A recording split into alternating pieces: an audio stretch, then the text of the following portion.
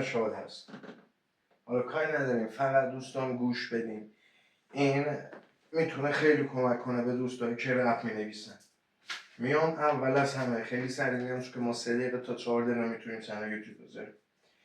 میام یه بیتی که از قبل حالت دموشا، حالت اون بیتی که دانلود کردیم یا اون که دادیم تنظیم کنه براتون، میگه آقا یه بیتی مفهومی اجتماعی با این تعداد تایم ضربات ورس و تکس برای من انجام بده، برای من بساز یا دانلود میکن.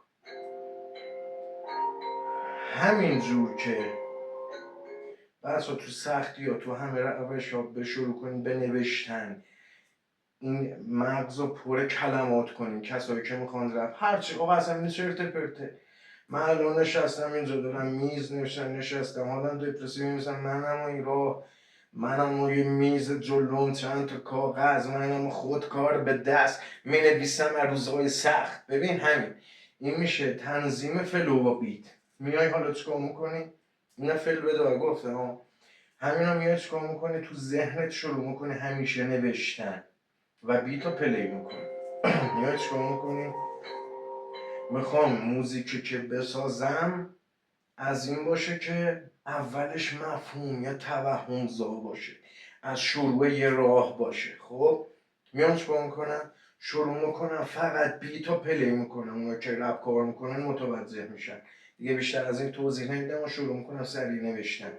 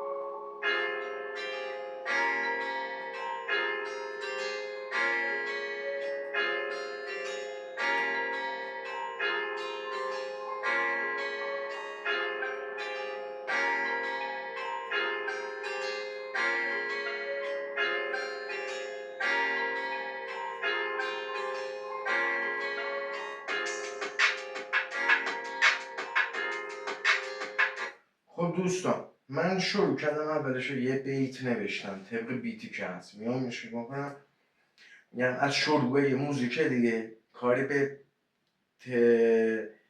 تکس موزیک نداریم، یه اولشو رسوندن منظوره. میگم چی؟ قرار شد توهمی باشه دیگه، نمیشه که بگم منم رسیدن به موزیک، به نصر منم رسیدم به میز. توهمی چی میشه؟ ابهام از خودم، من خودم میشم بود، منم رسیدم به بود. قراره یه داستان، یه راه جدید شروع شه. بله، یه راه پر از راز. حالا میام چیکار میکنم؟ من میخوام یه ضرب مثلا به این شعر اضافه کنم. نمیتونم بگم من یه راه پر از راز دیگ به دیگ میگه رود سیاه. نمیشه که. میگه چی؟ من از سختی هایی که کشیدم میگه چی؟ تا نباشد چوب و تر فرمان نبرد گاو و خر. ولی نمیخوام این کلمه من باشه تو موزیک، تو تنظیم.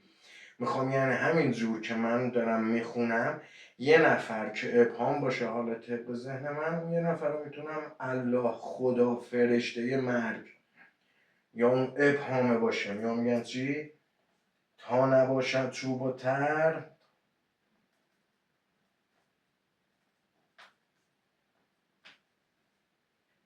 فرمان نبرد گاو و خر. حالا میام چیکار میکنم؟ وسط این بیت یه بیت اضافه میکنم خودم. مثلا چی؟ این شروع دیگه، باز شدن یه راه نمیشه، میشه باز شدن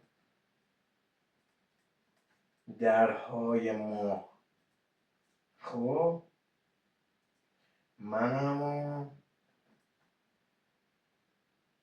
یه راه پر از ابهام. درسته این تا اینجا؟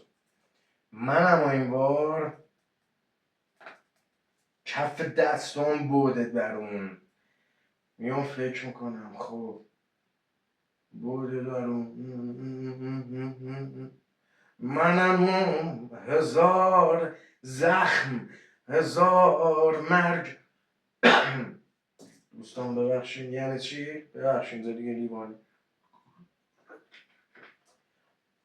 اولش میخوام شروع بگم دیگه. چقدر تو ذهنم هنوز دارم فکر کنم که چقدر به من آسیب زدن. میام میگم چی؟ منم این بار کف دستم بوده درون، منم دوباره هزار سم تا زانو لجن کشیده به ما. چرا میام کشیده به ما رضا؟ ما یعنی جمع، چون که هم بیت هم قافه باز شدن درهای ماهه که اینجا نوشتم. ببین بین تا نباشد شباتا باشم باز شدن درهای ماه. اینجا قافیه میخوام دیگه، نمیتونم بگم منم دوباره هزار سم تا زانو لجن رسیده به من.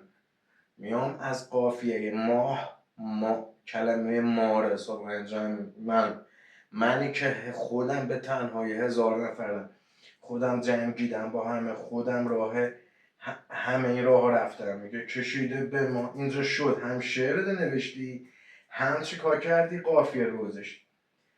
حالا میایی و از اون سختی ها میگی منم پر درد و نیش و عقرب و هزار قضاوت نسنجیده به ما. من خودم غار حرام، تنهاییام به هم نازل شد. این چیه؟ این ورس شروع موزیک ماه. منظور از ورس یعنی مفهومی. حالا یه بار رو بیتون کنیم. منم رسیدن به راه، منم رسیدن به بود، قراره یه داستان، یه راه جدید شروع شه. بله یه راه پر از راز، تا نباشد چوب و تر باز شدن درهای ما. فرما نبرد گاو و خر، منم پر سنگریزه به پا، منم این بار کف دستم بوده درون، منم دوباره هزار سم تا زانو لجن کشیده به ما. منم پر درد و نیش و عقرب و هزار قضاوت نسنجیده به ما. من خودم غار حرام، تنهاییام به هم نازل شو، از هم بالاترین رنگام بیا. اینجا هم شروع قسمت ورسش. حالا میایم چی کار میکنیم؟ به خاطر این که من از قبل این موزیکو ساختم یه بار تکمیلیشو گوش میدیم. میشه چی؟ این تکمیلیشه میشه چی؟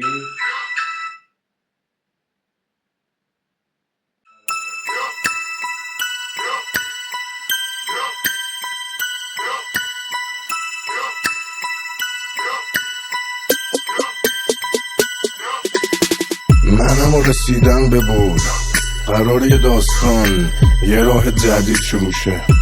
بله یه راه پر از راز، تا نباشد چوباتر باز شدن درهای ما. فرما نبرد گاو و خر، منم یه راه پر از ابهام، پر سنگریزه به پا، منم این بار کف دستم بوده درون، منم دوباره هزار سم تا زانو لجن کشیده به ما. منم پر درد و نیش و عقرب و هزار قضاوت نسنجیده به ما.